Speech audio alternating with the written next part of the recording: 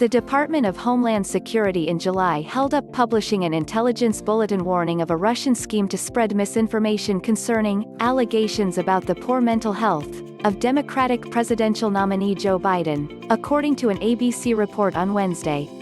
The report, titled, "Russia Likely to Denigrate Health of U.S. Candidates to Influence 2020 Election," was turned over to the agency's Legislative and Public Affairs Office for review on July 7, the report on ABC's Good Morning America said.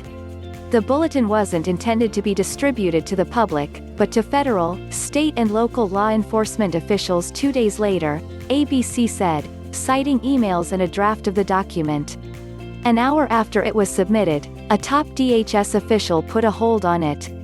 "Please hold on sending this one out until you have a chance to speak to Acting Secretary of Homeland Security Chad Wolf," wrote DHS Chief of Staff John Guntanis, according to an email obtained by ABC News.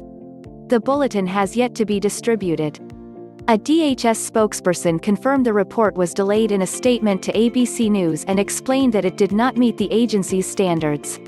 But the draft bulletin concludes that analysts determined with high confidence that Russian malign influence actors are likely to continue denigrating presidential candidates through allegations of poor mental or physical health to influence the outcome of the 2020 election. High confidence means what it sounds like, that they are highly confident that their assessment is accurate, and they don't use that language very often, Elizabeth Newman, a former Assistant Secretary of Homeland Security during the Trump administration, told ABC News. The bulletin also raises concerns about Chinese and Iranian efforts to criticize President Trump. Trump and his Republican allies have made allegations about whether the former vice president is mentally up to handling the tasks of the White House. In an interview in July with Fox News, Trump said Biden will fail to win in November because he's mentally shot. "You know why I won't lose? Because the country, in the end, they're not going to have a man who's shot," Trump predicted.